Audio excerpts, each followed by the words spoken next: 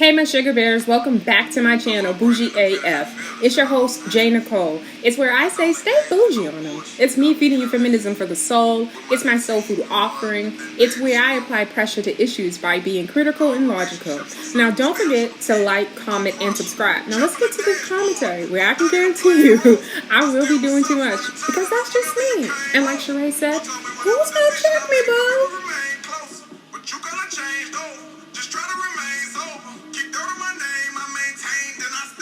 Welcome back, y'all. You are tuned in to Bougie AF. This is your girl, CashApp, where I say stay bougie on them, and I'm serving you feminism for the soul. You can check me out on them people's Instagram at BougieAF_ish. Also on Twitter at I'm_bougie_AF. So listen here, y'all.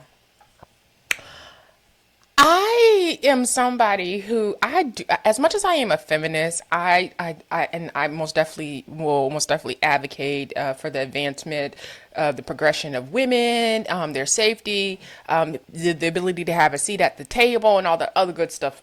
And always come from a standpoint where I will try to see it from a woman's point of view in trying to, advocate, speak for, and maybe express on a woman's behalf on, in situations. I just always want to come across as if though I understand where a woman is coming from, right? With that being said, that is something that I love and will continue to do for the rest of my life. So with that being said, what I don't do is I don't take up for trifling women and I don't take up for trifling behavior. And I literally, for me, it's really important that I see things for what it is outside of gender roles, outside of race sometimes, and just really be unbiased in that way. Like, that's really important to me. And so with that being said, recently in the news, well, before I go there, and so that's why when I'm on Clubhouse sometimes, I don't really kick it with a lot of females on there, because I'm also that type of woman where I don't believe in letting men just disrespect women for no reason and be okay with it, or bully women, or be misogynistic to women and all the other stuff. And so for me, Clubhouse is really perplexing. There's a lot of toxic masculinity. There's a lot of just problematic ass black men on there. And there's just a lot of mammies and a lot of pick-me's and that hierarchy that happens within the black community that's centered around maleness, right? That you see show up on Clubhouse.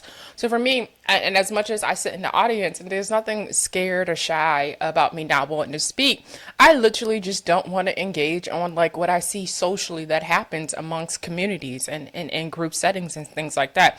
So for me, that's been really important for the last 2 or 3 years. I don't want to group myself with people right now, right? And I don't want to be a part of that. I think really well for myself. And I don't necessarily feel like when I'm putting myself in situations, I'm looking for a leader in a way that it's like, yes, lead the situation, be the leader in place. But thinking that you can control like what I think and how I move and like, yeah, that's never going to be a thing for me. But with that being said, so Clubhouse is this really strange place for me. Just to see just to see women sometimes be vulnerable and so open to strangers, and especially the men on there, is really insane. Like, I've seen people be willing to just like act like they're willing to die for people, fight for people, get into like verbal arguments for people that they've never met, right? And just on Clubhouse, and this weird auntie, mammy, pick me type of thing happens. And so it's just really weird, because I am that nigga. I don't give a fuck about if you sucking meta dick and any of that shit. If I'm not talking to you, don't address me about another fucking adult that I'm having a conversation with. Either they can have a conversation and they can fight their own battles, or they just can't. But you as a woman, mind your fucking business when it comes to me. And if you are out here pussy popping and being a fool over metadit, then I don't know, like I can't help you with that. But I'm just not gonna pay you no fucking mind. I'm gonna say what I want to who I want, and that's just gonna be that. That's just me in like real fucking life, to be completely honest with y'all. Right, so talking about Clubhouse and the women doing the most, or women, women standing by men with toxic behavior because they benefit from it, right? And that's going to lead me into this story that I wanted to cover, because this is actually going to be a really short one, and I wanted it to be short because I was always perplexed about this. And a couple weeks ago, a story came out about Debra Lee, and she was talking about or addresses her affair with BET founder Bob Johnson in memoir. So a little bit of what I'm going to read the article with you guys, and then I think I may pull up a video where she speaks about this. Most definitely an incredible woman. She has accomplished a lot, and I don't want to take anything from that. What she was able to do, from being a paralegal to running BET with Bob Johnson. From what I have been able to gather, both her and Bob were both married when they started to have an affair. So, scandalous, very scandalous. And so she talks about this in her new memoir of her life. So I just, the other thing I wanted to say about, women empowerment and standing up for women, I don't like when women, like when it comes to that Me Too movement, right? I don't like, or even because I've talked about this with like Meg Thee Stallion, right? Like it was very phony of her to try to tap into women empowerment after she got shot, after being so willing to associate herself with really toxic men in the rap industry, including the baby, right, who had already gotten in trouble for like hitting people and killing people and all this other stuff. So she was okay with it as long as she could benefit from those relationships. And so it was really weird when it switched. It became about protect black women. And still, the rates in terms of femicide, violence against women in general, was always there, right? All these things was always there in terms of like what's happening with women. And so it just seems really opportunistic sometimes with certain women. And I would have to be completely honest. And I think the reason why I kind of stayed away and kind of was perplexed and thought about Debra Lee a little bit is because I don't necessarily know if I feel like after all these years later. Let me just go ahead and just read what she's saying before I tell you what I think. That's what I'm gonna do. Debra Lee addresses her affair with BET founder Bob Johnson in her memoir. So this was published. Oh, this was just this past Wednesday. Okay. There goes the beautiful Debra Lee. CEO of BET, Debra Lee spoke out about her relationship with Bob Johnson, the company's founder, in an interview with Good Morning America. The affair, though scandalous on the surface, turned out to be a classic example of sexual harassment most women experience in the workplace. Lee documents her relationship with Johnson in her upcoming memoir, I Am Debra Lee. She told GMA the affair began when both her and Johnson were still married and continued on after they divorced their spouses. It soon became known to the company and the public that the two were in a romantic relationship. Lee also said beyond the romance, she worked for Johnson for 10 years. He was her mentor, helping her elevate in her career and reach success. Suddenly, all of that became irrelevant once she decided she wanted to end things with him. He was like, well, if you want to break up with me, then you can leave tomorrow. And that was 20 years into my career at BET, so I would have lost everything. Lee said. She also said it felt like her career was being held above her head, and to get a new position without a recommendation from Johnson would have been difficult. After Johnson left the company, she rose to CEO. However, the circumstances of their relationship came back to haunt her as a woman around the country began to speak up about the same experience in the Me Too movement. I wanted to tell that story because power dynamics are so important in a relationship, especially if you're having a relationship with someone you work for. We all know the potential pitfalls, she said.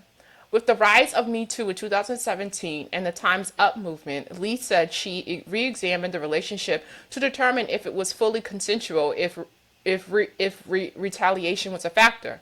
There's other kind of harassment. It's not all a man coming to the door in a robe, she said. At times it felt consensual because we were out in public. But after Me Too and Time's Up, I sort of reevaluated the whole thing and said, was this really my choice? Lee questioned. According to the U.S. Employment Opportunity Commission, a total of 5,581 sexual harassment charges were filed in 2021. Over 2,000 of the complaints in 2021 were filed concurrently with retaliation charges. Between 2018 and 2021, 78% of those charges were filed by women. These numbers became more impactful once you realized someone as powerful and influential as Debra Lee was also being subject to the same foul treatment. Naturally, the tabloids would want to highlight the infidelity, which is why women, especially black women, are usually reluctant to speak up in the first place. However, we need more voices like Lee to help rid ourselves of the shame from the incidents that wasn't our fault. Whoa.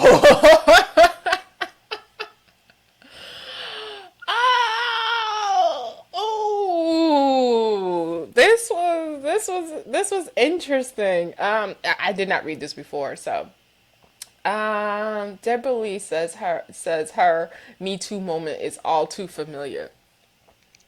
So, if you don't know about the Me Too moment, it's basically where a lot of women in Hollywood talked about the director's couch and having to, or being putting in compromising positions and being asked for either sexual favors, having or feeling they need to be in relationships that they didn't want to, and the reason they would probably do it is because their career was being held over their head. And so basically, to achieve what they wanted in life, they've essentially felt, because of the power dynamics and this person having power within Hollywood, that they would have to have a relationship with this person. And so Debra Lee says in 2017, all of that happened, inspired her, or made her, reflect about her experience at BET and her situation with Bob Johnson. And I'm not quite sure how I feel about this one, because I think, for me, a lot of great points were made in this article.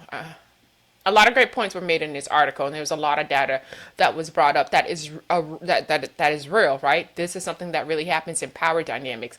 But I do not think, and I'll be completely honest, I do not think that Debra Lee's story falls into the Me Too movement type of story. I don't think you get to willingly use your proximity and your relationship and the fact that you're having sex with someone to move up within the company, and then decide, hey, I'm getting what I want and I'm getting what I want out of my career, right? Due to sleeping with you, due to whatever. And as much as I'm making it seem as cut and dry as I'm talking about it, but that's essentially how this read, right? She literally said he was her mentor and that it really helped her move her career up. From what I remember, because I think it was 50 Cent who captioned this, she went from being a paralegal to a CEO. And where does that happen at, right? It really doesn't, right? So it's sort of like, what's her name? It's sort of like, what's that girl? Drea. Y'all remember Drea from Basketball Wives? And she was under, you can delete your whole facts. But it was very reminiscent of what ended up happening to Bill Cosby. Not all of Bill Cosby's, but I literally felt like when it came in, the position I took on Bill Cosby was that I just don't think you get to come back 40 years later and say, hey, I now see it differently, even though I was a willing participant before, right? And so now I want to define it as rape, and especially the girl that Bill Cosby ended up, going to jail for. She literally testified and admitted to going back to his house 3 times. She admitted to knowing that she took something. I think for me, and she was under the impression she took something to relax herself, or you get what I'm saying? And it's sort of like, Motrin and Tylenol ain't never relaxed me to an extent that I wanted to fuck somebody I didn't want to fuck on first day 1, day 2, that I had to come back on day 3 to get something to relax me. Sort of same way, you may take a whole bunch of drinks, and women who are in the, in that life, they do drink a lot to do some of the shit that they do. Right? And I think for me, when I hear that, she needed to take something to relax her because she didn't really want to, but she did it anyway. She was with it, right? I don't think you get to come back. And I'm only going to use that one example because that's the one example. I'm only going to talk about that one person in terms of Bill Cosby because that's the one that he went to court for. Like, we have laws and things are set up a certain way for a reason, right? You can accuse someone of what you want or, but unless they have gone to court and unless there's been evidence and unless they have been formally accused or charges brought against them, that's just you just talking shit and you just, telling your side, but it necessarily doesn't mean that that person has committed a crime, right?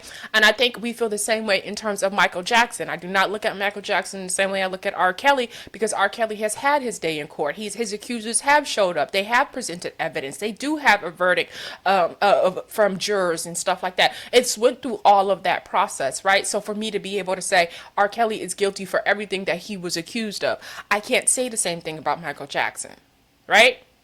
People waited till he got dead to get bold and say some stuff. And in the cases that, it was settled or whatever, and I wish he never settled those cases, but I understand just wanting shit to go away sometimes. But sometimes you have to stand strong and just fight some shit out when you know you didn't do something, right? And that's not to say if maybe he did, maybe he didn't. But what I do know is that he never went through the process and evidence and formally being accused and all that other stuff. That's really important because anybody could make up anything and say anything on someone, right? And that's why the burden of the proof is always either on the state, it's on the person making the claim. There's a reason for that. To make sure that people can stand and somebody is actually not just, having a personal vendetta, or it's not just about them just not liking someone, or it's just not about them 40 years later just not wanting to be or consider themselves hoes. Think their whole facts is cleared, right? For some of those women, when it came to Bill Cosby, I felt like when people start to think about, their past, they don't want to say, hey, I was willing to do this and this and that to get to where I want to go. And I think right now, Debra Lee was willing to do this and this and that to get what she wanted. Was he a jerk? Of course, he cheated on his wife with you. Is he a dog-ass nigga? Of course, and you knew that. You knew that. Power dynamics are extremely important. That's why, as women, we are most definitely told not to sleep with men on your jobs. In professional settings, do not open your legs where you're trying to establish yourself in certain arenas. And even if we're talking about like podcasting or even on Clubhouse, I remember there was this girl. Oh my God. There's this girl and, she called herself, she like, she thinks she like the next Oprah, but she like real ghetto and shit like that. And she talk like this. Oprah, for real. That's crazy. But anyway, and she came on the scene on Clubhouse and she, networking, trying to build with people, and I totally get it. And then she was sleeping with the same niggas that she was trying to build with, right? So once you do that, and maybe, I don't know where people are from. I'm really not from the hood. I just know a lot of hood ass shit. But I also know as a woman, you lose your position to sit at a certain place and be able to talk a certain way when you start sleeping with niggas, just randomly sleeping with niggas and everybody, right? You just, probably because I've always been friends with men and seen how they actually really do talk about women who sleep around. And it was just always different. So when it came to me in terms of like how men handled me, it was always different because I'm not a bird, right? And I'm not just fucking everything. Like I never, I'm not gonna say never, but I'm not that person. Go out, meet somebody in the club, and we fucking that night. Like that's very rare. I don't even like that's never been my thing, right? Like so, with me, I'll probably go out, meet somebody, be really attractive, flirt like hell. Flirt like hell, depending on where I'm at, right? Because I'm that type of person. Like I'll read a room and decide on whether or not, or if it's worth like entertaining the niggas that may be in here, worth, past the flirting and getting some drinks out of a nigga. Like, and if it ain't that, then I'm really not gonna, like, I'm not gonna pay you no mind, right? Like, if I'm in a hood and I'm at the dive bar and nigga, I'm not interested in none of those niggas. Let's be completely honest. I'm just not, right? So, like, with that being said, it just depends on what you're looking for. But, like, back to this story. I'm so fucking shady sometimes. It just really depends on what you're looking for. But when it comes to Miss Debra Lee, I'm gonna be completely honest. I don't see this as a Me Too movement. I think he was a jerk. I think he most definitely did tell you if you break up with him, that you're going to lose your job. I believe all of that. But I also, more than anything, feel like you put yourself in that position. I believe like when you're in a relationship with somebody, talking about because you could have broken up with him and sued him, and that's the other thing. And if he really was holding your relationship, you could have sued him because retaliation and all the other stuff. But you chose not to fight that way.